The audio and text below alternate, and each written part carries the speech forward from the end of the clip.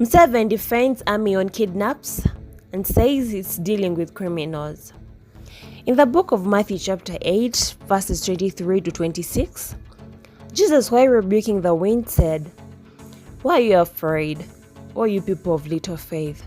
This was a consequence of lack of faith when the boat they were sitting in was being swamped by the waves of his disciples, and his disciples were afraid that they were going to perish. These thoughts bring me to the events in Uganda where the different elements of the UPDF and police have been criticized for brutal conduct and use of excessive force. The criticism is good and necessary in a free society like Uganda. However, that criticism should be honest and balanced.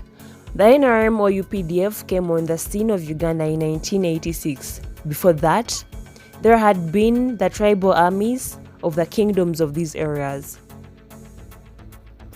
the colonial army of the British, and the post-independence neo-colonial armies in Uganda Army, UNLA, etc.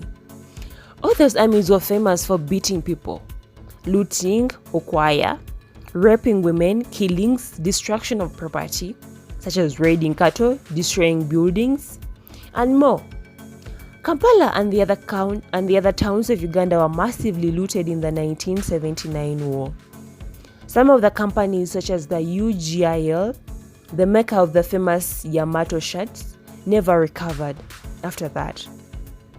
UGIL was jointly owned by the UDC and the Mzee Kashiwada, a very useful Japanese businessman.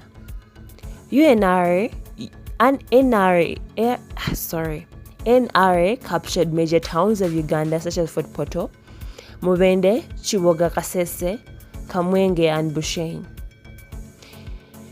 Quote for me a number of incidences of lootings, beatings, or killings during the takeover of Uganda by the NRA. If you are honest, if there are none of there or there are very few, what is the reason for that?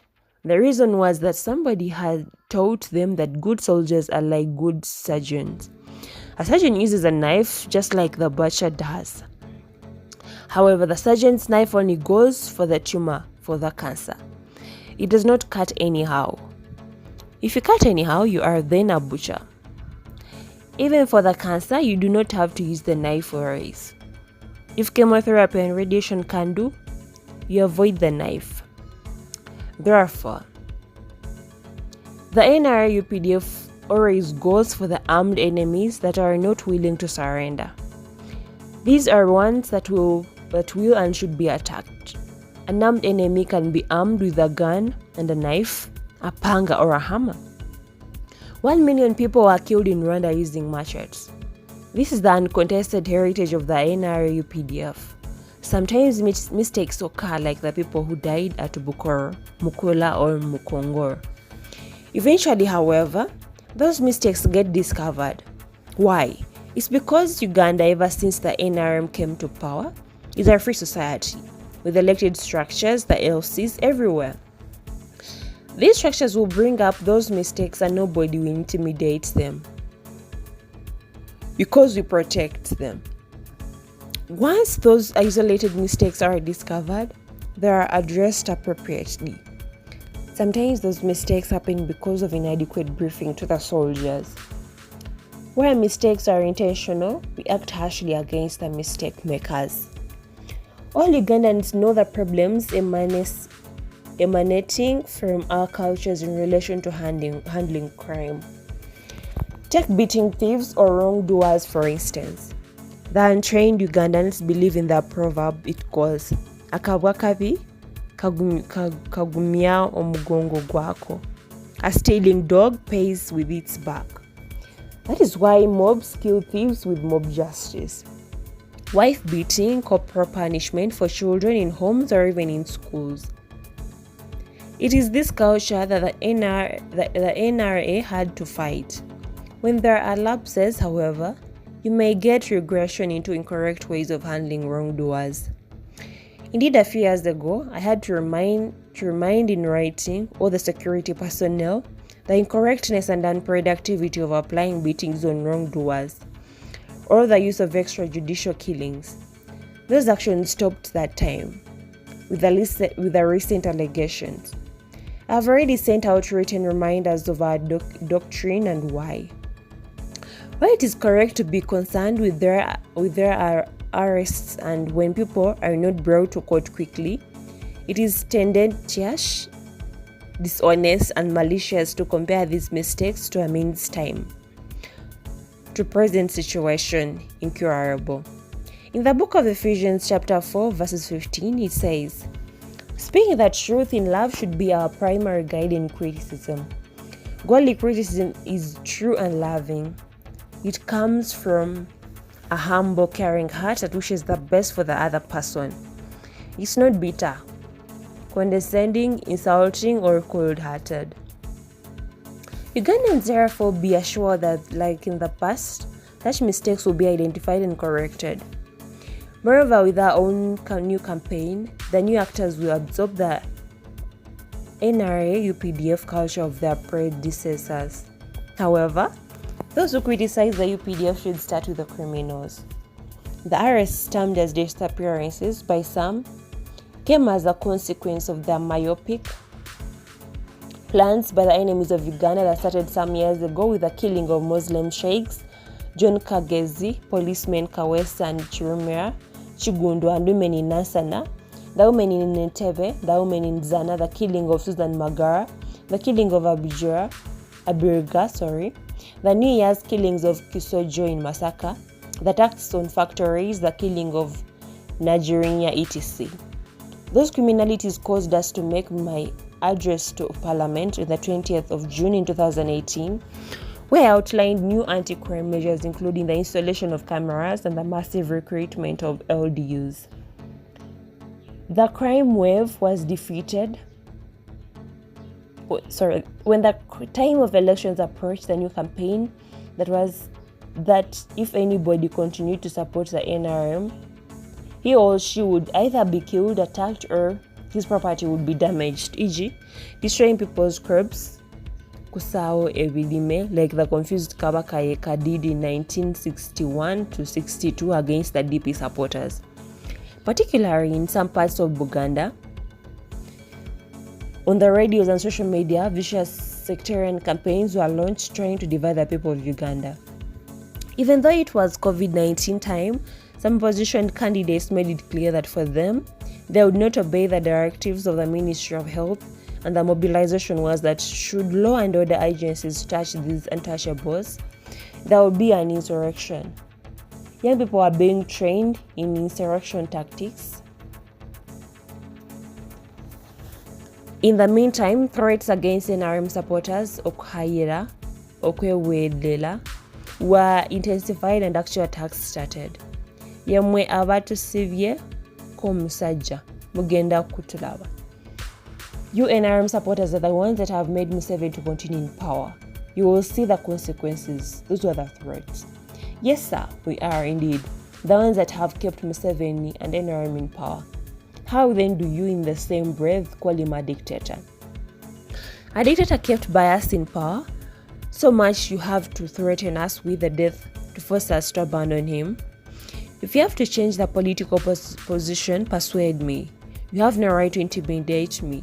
Then actual attacks on NRM supporters and the destruction of the posters of the candidates where these opposition leaders, supporters did not like, intensified. In all this, the opposition was assisted by the corrupt elements of the police force. At Katale in Kawempe, when NRM supporters went to campaign to the police about the intimidation by the opposition, they were told, "That is politics. We do not involve ourselves in politics." The opposition and their foreign backers thought that there are schemes and hijacking the destiny of the people of Uganda by installing a coalition regime in Uganda was now watertight. In this, they were being supported by the parasite elements within Uganda. Those who never work but want wealth and power, including the new comparator against of foreign interests, bourgeois who want our country to remain as a supermarket for foreign products and resent our rapid industrialization in future. We shall say more about these traitors. All this was a serious miscalculation by the Quislings. In particular, they forgot two factors: The freedom fighters that liberated and defended Uganda in the past, and the masses of Uganda who resent foreign meddlers and sectarian parasites. The heroic armed forces, the UPDF, entered the picture. Starting with the 20th of November in 2020, the commanders, the military police, the LDUs, other elements of UPDF etc.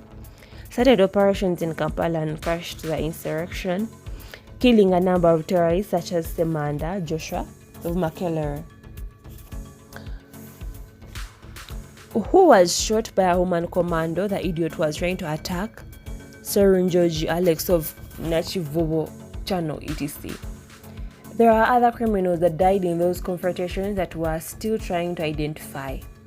Many arrests were made, but many were released. By the time I made my broadcasts on this and other issues on the 13th of February 2021, SFC was still holding 53 persons since that time. 2 persons have been released. One had a problem of TB, the other 51 had been with SFC, helping them to expose the whole criminal scheme of elements of the opposition plus their local parasite and foreign backers. Too bad for their traitors. These poor youth gave us the whole scheme, and they are now our friends. Omukwano guva mungabo. Remember, traitors, our proverb. Or you have forgotten our proverbs. Whatever is done in secrecy will be proclaimed on the rooftops.